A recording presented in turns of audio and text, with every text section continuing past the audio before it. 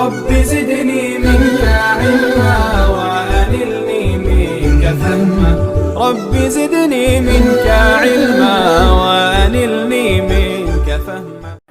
سیدنا ابو بکر صدیق رضی اللہ تعالیٰ عنہ کے واقعات ہی میں یہ بات بھی ہے کہ ایک دن تشریف رکھتے تھے، حضرت عمر ابن خطاب رضی اللہ تعالیٰ عنہ ملاقات کے لیے آئے، دیکھا کہ اپنی زبان کو پکڑ کر کھینچ رہے ہیں۔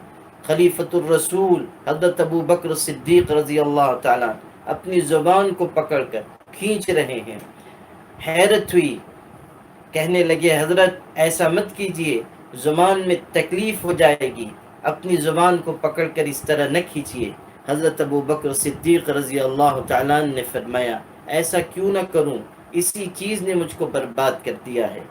گویا کہ اشارہ فرمایا کہ زبان کا غلط استعمال ہلاکت میں ڈال دینے والا ہے۔ حضرت ابو بکر صدیق رضی اللہ تعالیٰ عنہ تو مدرسۃ الرسول میں پڑھے ہوئے تھے، حضور صلی اللہ علیہ وسلم کے فیض یافتہ تھے، آپ کی تربیت کا سب سے وافر حصہ ان کو ملا تھا، اس لیے ان کے ذہن میں یہ بات ہر وقت رہتی تھی کہ زبان کا غلط استعمال ہلاکت اور بربادی ہے۔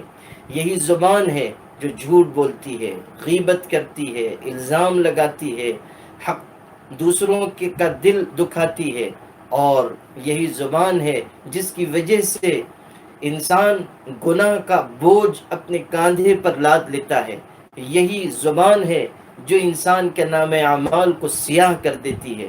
حدیث پاک میں ہے کہ انسان اپنی زبان سے کوئی جملہ کہتا ہے، اس کو محسوس بھی نہیں ہوتا اور اس پر جہنم واجب ہو جاتی ہے۔ زبان کا غلط استعمال انسان کو تباہ کرتا ہے۔ گالیاں زبان سے نکلتی ہیں، بھدے الفاظ زبان سے نکلتے ہیں، دوسروں کا دل زبان کے ذریعے دکھایا جاتا ہے۔ اس لیے حضرت ابو بکر صدیق رضی اللہ تعالیٰ عنہ زبان کو پکڑے ہوئے ہیں، گویا کہ اپنا احتساب کر رہے ہیں، زبان کے صحیح استعمال کی اپنے آپ کو تلقین فرما رہے ہیں۔ اس واقعے میں یہ سبق بھی ہے کہ انسان چاہے کتنے ہی اونچے مقام تک کیوں نہ پہنچ جائے، وہ اپنا احتساب کرتا رہے، وہ اپنی زندگی کے اعمال کا جائزہ لیتا رہے، زبان صحیح استعمال ہو رہی ہے یا نہیں، ہاتھ صحیح استعمال ہو رہے ہیں یا نہیں، آنکھ کا صحیح استعمال ہو رہا ہے یا نہیں۔ ان السمع والبصر والفؤاد كل اولئک کان عنہ مسئولا، یہ کان، یہ آنکھ، یہ دل، ان سب کے بارے میں قیامت کے دن سوال کیا جائے گا۔ جو گناہ ان اعضاء سے سرزد ہوں گے قیامت کے دن وہ حاضر کر دیے جائیں گے۔ کل صغیر و کبیر مستطر، ہر چھوٹی بڑی بات لکھی جا رہی ہے، قیامت کے دن انسان کے نگاہ کے سامنے لا کر رکھ دی جائے گی۔ وَنَزَعُ الْمَوَازِينَ الْقِسْطَ لِيَوْمِ الْقِيَامَةِ فَلَا تُظْلَمُ نَفْسٌ شَيْئًا، قیامت کے دن ہم میزان ترازو قائم کریں گے، عدل کے ترازو ہوں گے، اور پھر اگر رائی کے دانے کے برابر بھی کوئی بھلائی یا برائی ہے اتینا بہا، ہم اسے لے آئیں گے، وَكَفَى بِنَا حَاسِبِينَ، اور ہم حساب لینے کے لیے کافی ہیں۔ يَعْلَمُ خَائِنَةَ الْأَعْيُنِ وَمَا تُخْفِي الصُّدُورُ، نگاہ کی خیانت اللہ جان رہا ہے، دلوں کے راز اللہ جان رہا ہے۔ یوم تبلی السرائر، قیامت کے دن سینوں میں چھپی ہوئی باتیں ظاہر کر دی جائیں گی، چوریاں آنکھوں کی اور سینوں کے راز سب کو تو جانتا ہے اے بے نیاز۔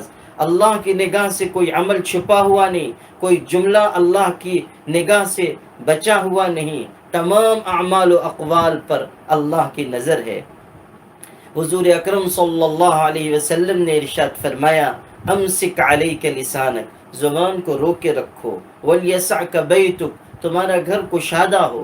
کشادہ ہونے کا مطلب یہ ہے کہ اس میں مہمان کے لیے گنجائش ہو، یا ایک مطلب یہ ہے کہ گھر میں زیادہ وقت رہو، گھر سے باہر نہ نکلو، باہر کی دنیا فتنے والی ہے، ماحول کی خرابیاں چاروں طرف بکھری ہوئی ہیں، زیادہ وقت اپنے گھر میں گزارو۔